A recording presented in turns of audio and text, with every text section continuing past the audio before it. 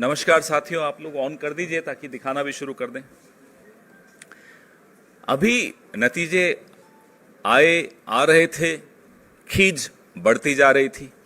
खींच साहब लोगों की ऐसी बढ़ी कि उन्होंने संसद के परिसर में, जहां हम लोग सब बैठकर संसदीय मर्यादाओं का, संविधान का और लोकतंत्र को बचाने के लिए जहां हम धरने पे बैठते थे, शांतिपूर्ण प्रदर्शन करते थे, बापू महात्मा गांधी जी का जो स्टैच्यू है, बड़ा ऐतिहासिक स्टैच्यू है, आप लोग अक्सर कैमराज में उसको दिखाते हो।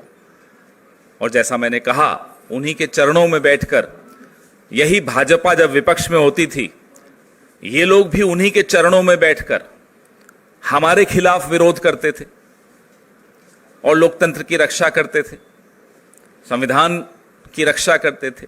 हम विपक्ष में आए, हम भी वही कर रहे थे। लेकिन ये एक अनोखे प्राणी हैं। वो बड़े बुजुर्ग कहते हैं ना, जो कोई व्यक्ति अगर बुराई का प्रतीक बन जाता है तो वो एक अंगारे के माफिक हो जाता है। जलता है तो हाथ जला देता है और बुझता है तो हाथ काले कर जाता है। तो ये बुझते बुझते भी हाथ काले करते जो जा रहे हैं। महात्मा गांधी का स्टैच्यू, आपको तस्वीरें दिख रही हैं, वीर शिरोमणि शिवाजी महाराज, छत्रपति शिवाजी महाराज का स्टैच्यू, बाबा साहब डॉक्टर अंबेडकर का स्टैच्यू, ये तमाम स्टैच्यू वहां से हटा दिए गए। पीड़ा किस बात की है, खींच किस बात की है? पीड़ा इस बात की है कि ये जो one nation one reincarnation, one nation one god जो बनना चाह रहे थे, एक देश एक भगवान खुद जो बनना चाह रहे थे, उन्होंने कहा बीच चुनाव के कि महात्मा गांधी को तो कोई जानता ही नहीं था जब तक पिक्चर नहीं आई। लोगों ने जवाब दिया, 4 जून को करारा जवाब दिया। अब खींच निकालने के लिए उन्होंने महात्मा गांधी का स्टैच्यू वहां से उखाड़ दिया और धकेल दिया कहीं पीछे जाकर। संविधान की पूरी लड़ाई राहुल गांधी, मल्लिकार्जुन खड़गे साहब, हमारे तमाम नेता, प्रियंका जी, पूरे चुनाव प्रचार के दौरान उन्होंने प्रचार से भी ज्यादा संविधान को बचाने की मुहिम छेड़ दी थी। क्योंकि संविधान पे जो खतरे के बादल मंडरा रहे थे, वही 7 लोक कल्याण मार्ग से ही निकल कर आ रहे थे। तो बाबा साहब अंबेडकर के खिलाफ भी खींच निकाल दी, उनका स्टैच्यू भी यहां से उखाड़ दिया, पीछे धकेल दिया। महाराष्ट्र के नतीजे आपके सामने हैं, करारा जवाब महाराष्ट्र के लोगों ने भी दिया। तो महाराष्ट्र के लोगों से बदला लेना के लिए उन्होंने क्या कदम उठाया कि छत्रपति शिवाजी महाराज का स्टैच्यू भी यहां से उखाड़ दिया और पीछे धकेल दिया। अयोध्या में क्या हुआ? 50-50 कोस दूर एक भी सीट नहीं जीत पाए।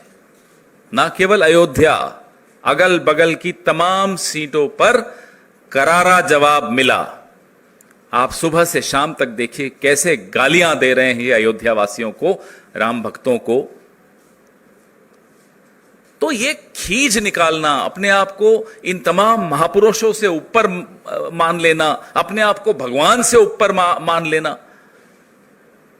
अभी भी ऐंठ गई है। तो भी देखिए, आप आज का भाषण थोड़ा बहुत मेरे कानों में भी पड़ा, इतना अटपटा भाषण, खींच इतनी ज्यादा, झेप नहीं मिटा पा रहे। अब वो एनडीए का फुल फॉर्म मालूम है आपको? नायडू डिपेंडेंट अलायंस या नीतीश डिपेंडेंट अलायंस।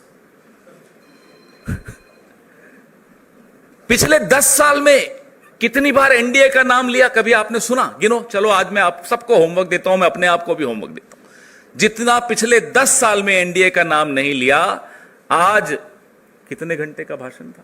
1 घंटे का, तो उससे कम तो बोलते नहीं। 1 घंटे में कितनी बार नाम ले लिया एनडीए का? 1.5 घंटा चलिए, आपने होमवर्क करना शुरू कर दिया। 1.5 घंटे के भाषण में एनडीए का नाम कितना ज्यादा लिया गया? पहले था एक अकेला सब पर भारी, मोदी की गारंटी। अब बीजेपी की भी गारंटी नहीं, अब एनडीए की गारंटी आ गई। वैसे एनडीए वाले जो दोनों हमारे साथी हैं ये भी जानते हैं इस आदमी की गारंटी पे कोई भरोसा नहीं करता, वो लोग भी नहीं करते। दुख इस बात का है कि आपकी जो खींच है हमसे निकालिए, निकालते रहते हैं, पिछले 10 साल से निकाल रहे हैं, राहुल गांधी से आप निकालते रहते हैं, निकालिए, हम मुकाबला करेंगे आपका।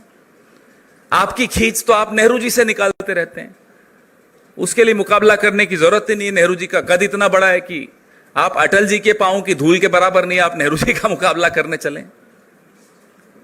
तो आप अपनी खींच छत्रपति शिवाजी महाराज से निकालने की कुछ चेष्टा क्यों कर रहे हैं? डॉक्टर बाबा साहब भीमराव अंबेडकर जी से आप अपनी खींच क्यों निकाल रहे हैं? उनकी क्या गलती थी? यही कि वो एक बहुत ही बढ़िया, बहुत ही उम्दा संविधान के शिल्पकार थे जिससे मेरे और आपके हकों की रक्षा होती है। आप क्यों महात्मा गांधी के इतने खिलाफ हैं? ठीक है, आपके वैचारिक पूर्वजों ने जो किया वो किया। आपके वैचारिक पूर्वजों ने गांधी पर गोली चलाई तो गोली चलाने से पहले वो भी झुके थे उनके सामने। जिस तरह से आज आप संविधान के सामने झुक रहे थे ना, हमारे मन में यही विचार आ रहा था कि जब राजीव जी की हत्या की, वो महिला भी राजीव जी को पहले हार पहनाया, उनके सामने झुकी और फिर हत्या की। तो आज मैं बड़ा घबरा रहा था जब ये संविधान के आगे झुक रहे थे। हम मांग करते हैं कि जो 2 कमिटियां बनी थी, ये मेरी प्रेस विज्ञप्ति में दोनों कमिटियों की जिक्र है। एक कमिटी है JPC on maintenance of heritage character and development of parliament house complex, और दूसरी है committee on installation of portrait statues of national leaders and parliamentarians in the parliament house complex. ये 2 कमिटियां हैं।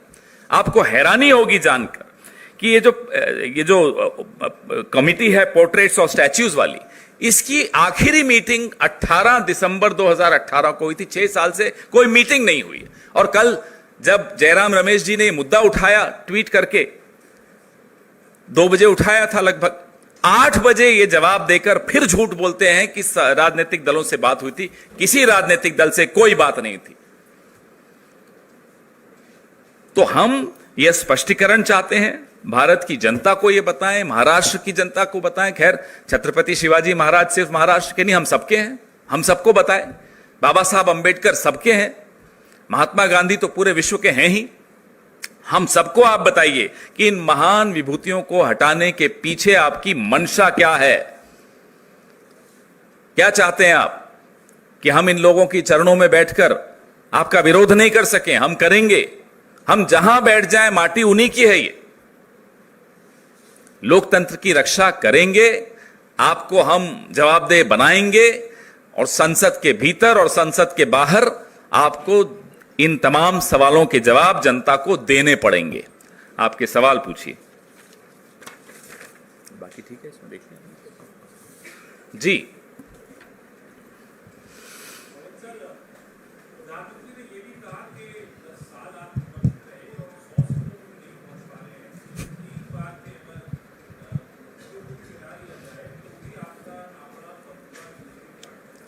अब इस नतीजे के बाद जहां जिस राज्य से प्रधानमंत्री चुनाव लड़ते हैं वहां मुखी खानी पड़ी। इस नतीजे के बाद जहां प्रधानमंत्री का विनिंग मार्जिन 1.5 लाख और किशोरीलाल शर्मा जी का 1,66,000, उसके बाद भी अगर यही राग अलाप रहे तो साहब ये सुधरे नहीं है। अभी तो पहला डोज मिला था इन्हें जनता द्वारा, ये तो वैक्सीन का पहला शॉट है, 2 शॉट और 1 बूस्टर डोज, अभी 2 बचे हैं। ये पूरी ऐंठ ये जनता निकालेगी।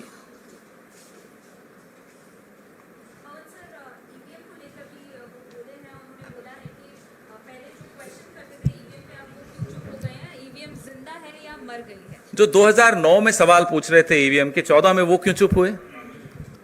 कौन थे आपको मालूम है? भारतीय जनता पार्टी के 2009 के अध्यक्ष लालकृष्ण आडवाणी जी, जीवीएल नरसिम्हा जी, तमाम भारतीय जनता पार्टी, अरुण जेटली जी, सुषमा स्वराज जी, मुरली मनोहर जोशी जी, तमाम लोग 2009 में ईवीएम पे सवाल उठाते थे। हमने क्या कहा? आप सवाल मत उठाओ, हमने भी, चुनाव आयोग ने भी, सबने सवालों के जहां तक हो सकता था जवाब दिए। ये ऐसे छुई मुई व्यक्ति हैं कि न खुद सवाल झेल पाते हैं, न ईवीएम पे सवाल उठाने देते हैं। सवाल पूछ लिया क्या मतलब हमला कर दिया? सवाल हमला नहीं होता, सवाल सवाल होता है। उसका जवाब देने का मादा लाइए प्रधानमंत्री जी। अब जितने भी साल आपके पास हैं, महीने आपके पास हैं, हम नहीं जानते, हफ्ते आपके पास हैं, हमें क्या मालूम कितना है, लेकिन जितना भी समय अब आपके पास बचा है, एक आदत डाल दीजिए कि ये देश सवाल पूछेगा, देश का विपक्ष सवाल पूछेगा, देश का मीडिया सवाल पूछेगा और उसका जवाब देना पड़ेगा। ये हमला नहीं है, सवाल है।